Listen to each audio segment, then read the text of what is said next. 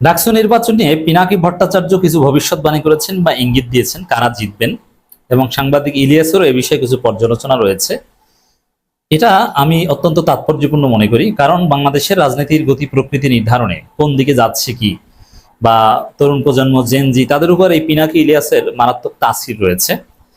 দেখেন, ডাকসু নির্বাচন নিয়ে স্বাভাবিকভাবে আকর্ষণ থাকার কথা আমরা যারা ঢাকা বিশ্ববিদ্যালয়ের সাবেক শিক্ষার্থী আমাদের, কিন্তু ডাকসু নির্বাচন এখন আর ডাকসু নেই, এটা জাতীয় রাজনীতির একটা গতি প্রকৃতি নির্ধারক বিষয়ে পরিণত হয়েছে। এজন্য সব শ্রেণী পেশার মানুষ এবং দর্শকদের আগ্রহ ডাকসু নির্বাচন। এখন পিনাকি কিংবা ইলিয়াস কেউই ঢাকা বিশ্ববিদ্যালয়ের সাবেক শিক্ষার্থী নয়, কিন্তু ঢাকা বিশ্ববিদ্যালয়ের শিক্ষার্থী এবং শিক্ষকরা পিনাকি ভট্টাচার্যের আলোচনা শোনেন, ইলিয়াসের যে ইনভেস্টিগেটিভ রিপোর্ট এগুলো আলোচনা শুনেন এবং এগুলো নিয়ে তারা কথা বলেন। ঢাকা বিশ্ববিদ্যালয়ে তো আমি ভালোভাবে জানি নারী নক্ষত্র, ঢাকা বিশ্ববিদ্যালয়ের শিক্ষক শিক্ষার্থী কর্মচারী কর্মকর্তা সবার সাথে ডিপ ইন্টারেকশন আছে। তো সেই জায়গায় দর্শক, ঢাকা বিশ্ববিদ্যালয়ের ক্লাসরুমে পিনাকি ভট্টাচার্যের এক্সাম্পল দেওয়া হয়, পিনাকির ভিডিও নিয়ে কথা বলা হয়, ইলিয়াসের ইনভেস্টিগেশন নিয়ে কথা বলা হয়, এবং ঢাকা বিশ্ববিদ্যালয়ের শীর্ষস্থানীয় বুদ্ধিজীবীরা শিক্ষক প্রফেসররা পিনাকির আলোচনা শুনেন, রুটিন করে শুনে। আমি চিনি কে কোন শিক্ষক কি, আমি জানি এরকম পিনাকির ভিডিও আছে কিনা। অনেকে আমাদের কাছ থেকে নাম্বার নেন যে পিনাকির নাম্বার দাও বা নাম্বার দেন। অতএব ঢাকা বিশ্ববিদ্যালয়ের শিক্ষার্থীরাও ব্যাপকভাবে পিনাকির আলোচনা শুনেন, এটা নিয়ে তারা স্টাডি সার্কেলে কথাবার্তা বলেন। অতএব এই ডাকসু নির্বাচন কেন্দ্রিক পিনাকি ভট্টাচার্যের বক্তব্য, পিনাকি শুধু ডাকসু বা ঢাকা বিশ্ববিদ্যালয় টোটাল বাংলাদেশের এখন সবার উপর প্রভাব রাখেন, তার বক্তব্য শুনেন। তিনি এখন বয়ান ক্রিয়েট করছেন। এমনকি এই যে পিনাকি বলেছেন যে 1971 সালে শহীদদের সংখ্যা কত, 2000 না 30 লক্ষ, এটা ঢাকা বিশ্ববিদ্যালয়ের ক্লাসরুমের আলোচ্য বিষয়। এটা সামনে থিসিসে এটা নিয়ে আলোচনা করা হবে, এটার সপক্ষে বা পক্ষে বিপক্ষে রেফারেন্স টানা হবে, এটা থিসিসের একটা চ্যাপ্টার হবে। এই বিষয়ে বিভিন্ন গবেষণা এটা একটা হাইপোথিসিস হিসেবে উঠে আসবে, অ্যাটলিস্ট কনভেনশনাল উইজডম হিসেবে উঠে আসবে। অতএব পিনাকি কি, এটা প্রথমে বললাম যাতে ডাকসু নির্বাচন নিয়ে পিনাকির ভবিষ্যৎবাণী বা কোনো প্রেডিকশন সেটা কতটা তাৎপর্যপূর্ণ আপনারা বুঝতে পারেন। তো দর্শক,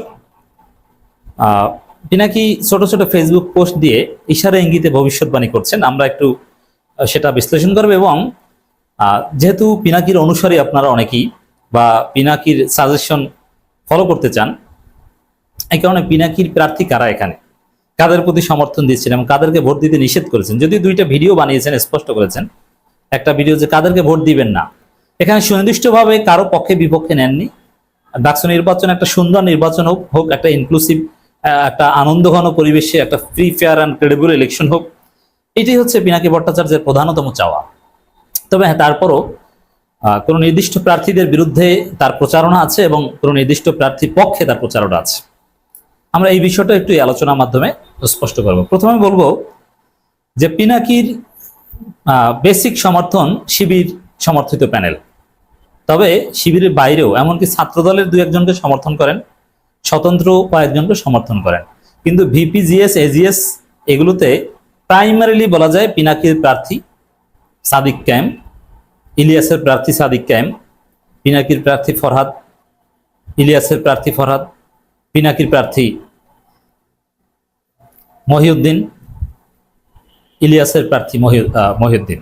এটা আপনাকে খেয়াল রাখতে হবে। এর বাইরে সদস্য পদে ছাত্র দলের একজনকে বলেছেন, এছাড়া মুক্তিযুদ্ধ গবেষণা নানান ক্ষেত্রে নানান প্রার্থী এরা। কিন্তু বেসিক ভিপিজিএস এজিএস এ পিনাকি ইলিয়াসদের সমর্থন শিবিরের দিকে। এখানে শিবিরের পক্ষে প্রচারণায় এই পিনাকি ইলিয়াস ভূমিকাও পালন করেছেন। কিভাবে? পিনাকি ইলিয়াসের আপনার উসুল বুঝতে হবে, তাদের মানহাজ কি। তাদের উসুল এবং মানহাজ হচ্ছে তারা ভারত বিরোধী, ভারতের আধিপত্যবাদের বিরুদ্ধে যারাই শক্ত করে হয়ে দাঁড়াবে এবং ভারত বা ভারতীয় প্রার্থী যে তাদের বিরুদ্ধে যা করা দরকার বা যত গালাগালি বা যা করা দরকার ওইটা পিনাকি ইলিয়াস করবে।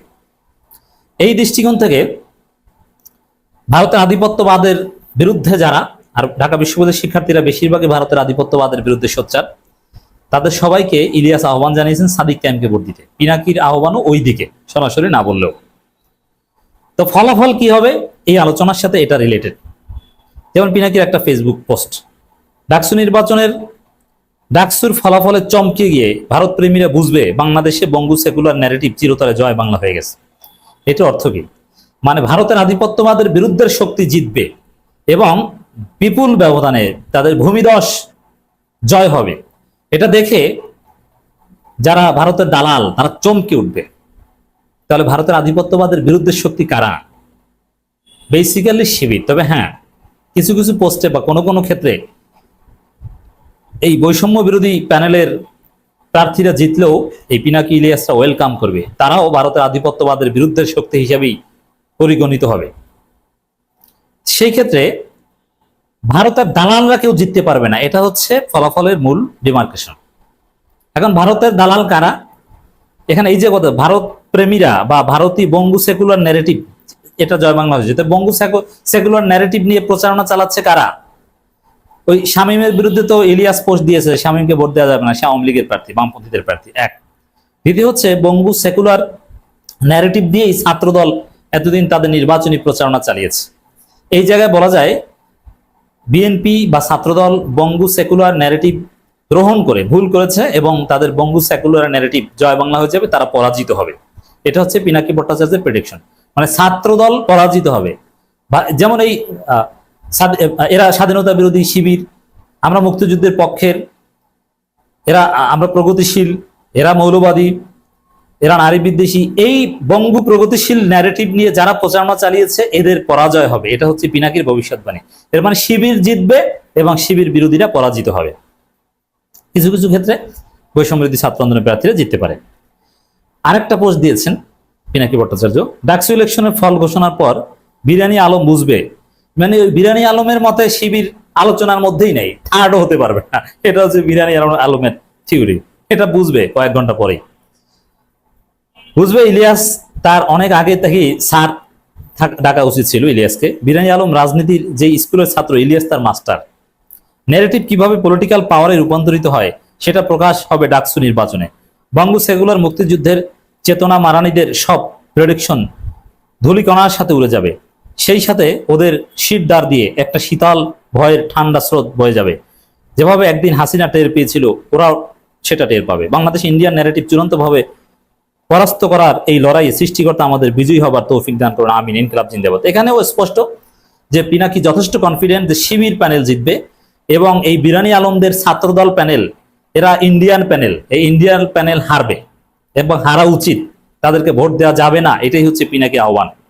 যারা পিনাকির আলোচনা শুনে প্রভাবিত হন তাদেরকে পিনাকির এই খোলামেলা বক্তব্য আমি আরেকটু খোলামেলা করে ব্যাখ্যা করলাম। ছাত্রদলকে ভোট দেবেন না, তারা ইন্ডিয়ান, তার ভারতীয় এবং বঙ্গু প্রগতিশীল সেকুলার ন্যারেটিভ গ্রহণ করেছে।